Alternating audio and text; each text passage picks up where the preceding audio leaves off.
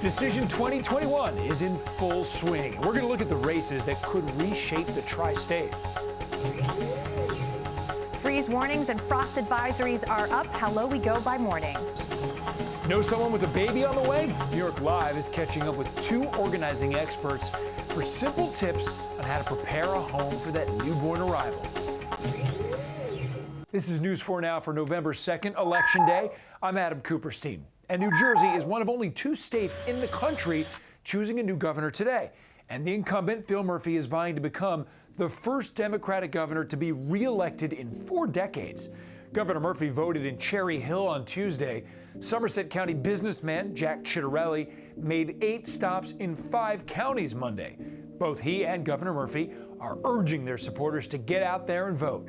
More than a third of New Jersey residents are actually registered as independent, and the latest polls have shown a race that tightened in the last few weeks. I know people like to compare the ideology of Republicans throughout the country. I'm only worried about one thing right now, fixing New Jersey and what the Republican brand here in New Jersey stands for. I'm proud of the track record I'm running on, what we've done these past 4 years.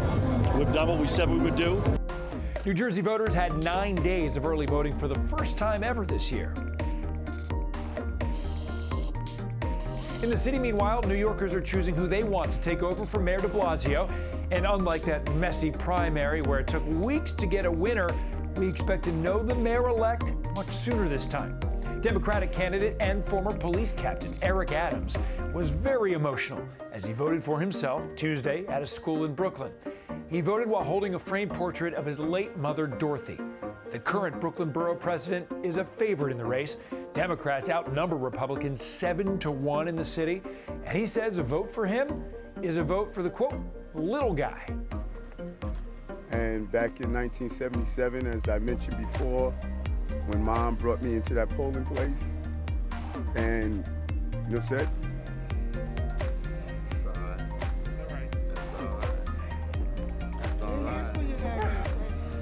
and I just hope people out there, you know, the space is not over, get out and vote. Exercise your right. Republican candidate and former radio host Curtis Sliwa says despite poll numbers, don't count him out just yet. Sliwa has made it a point to portray Eric Adams as out of touch with everyday New Yorkers. And a vote for Adams, he says, would just continue Mayor de Blasio's agenda. The Guardian Angels founder hit the polls on the Upper West Side with his cat, and that caused some issues because no pets are allowed inside. And then he was asked to remove his jacket. Clothing with campaign logos also not allowed. Then another setback for Sliwa after his ballot jammed at his polling place. You see the incompetence and the inefficiency, and if it was just directed at me, I can understand it's personal. It's not. I'll be going to polling locations all day until the final tally at 9. We don't need the Board of Elections. We can create a different nonpartisan system and keep the party hacks out of it. You don't need Republicans and Democrats controlling the process. After almost 40 minutes, things were fixed and Sliwa did cast his ballot. Election Day comes after 9 days of lackluster voting turnout in early voting. Just 170,000 ballots cast. The Board of Elections says it expects a mayor-elect to be announced as soon as the polls close. Hi there, I'm Storm Team 4 meteorologist Maria LaRosa, and as we wind down Election Day, any showers out there will continue to wind down. In fact, over the next couple of hours, we'll really start to see those skies clear. And with drier air, clear skies, light winds, it's really going to allow those temperatures to drop. And for the first time this season, we have some freeze warnings issued for northwest New Jersey, parts of the Hudson Valley, frost advisories in blue outside the city and Long Island, where temperatures here are going to remain above freezing. In fact, the mid and upper 30s. That's the case for the city, Merrick, and Islip down the shore as well. But north and west, that's the best chance to see close to or below freezing. A few areas waking up to the upper 20s tomorrow morning. It won't be the last morning of the week, so get those warmer jackets ready. Any parent can tell you a newborn can turn your tidy home into an unorganized disaster. And New York Live has the expert tips for parents who are expecting a new bundle of joy.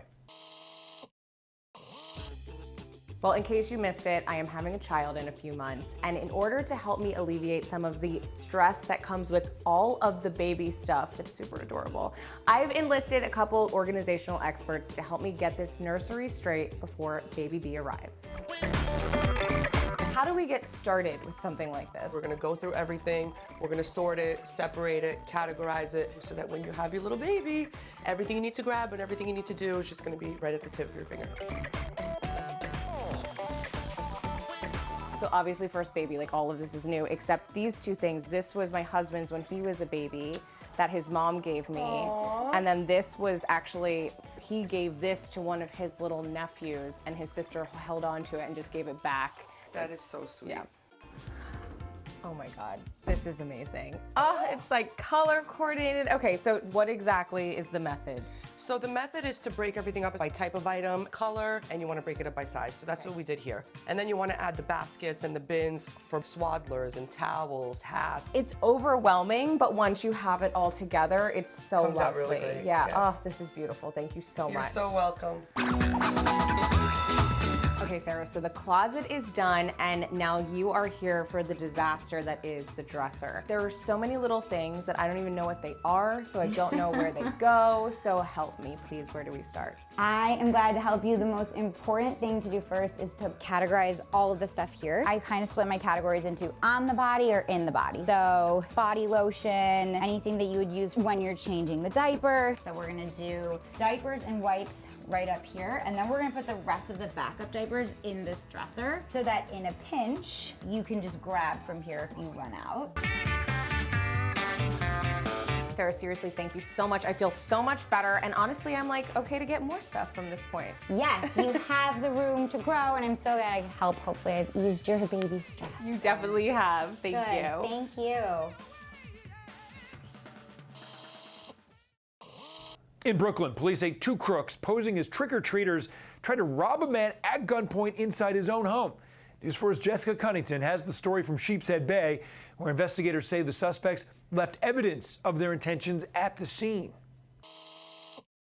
It's Halloween night, about 10:30 in Sheepshead Bay, Brooklyn. A man and a woman in costume here looking for more than a treat. With a knock on the door and a trick-or-treat greeting, they open up their bags for the candy. All of a sudden, police say the man on the right side pulls out a gun and rushes inside. They say the woman leaves, only to be replaced by another man who sprints up the stairs, joining in on punching the father inside, trying to get past him. But that didn't happen. You see the struggle, but eventually, that Brooklyn dad forces them both out and locks the door. It's a scary holiday, you know, but it's Halloween, but I mean, that's something like that. It's very sad. The couple and their son, who've lived here for about 5 years, still in shock and understandably did not want to speak with us on camera. Missy Haggerty, though, lives right next door and went right over when she saw police arrive. She's grateful everyone's physically okay, especially the couple's 8-year-old son. His dad's a hero, and I told him that. Your dad's a hero. He's Superman. He fought two guys off. Police say the suspects dropped a bag during the ordeal, a bag with a stun gun, zip ties, and tape inside.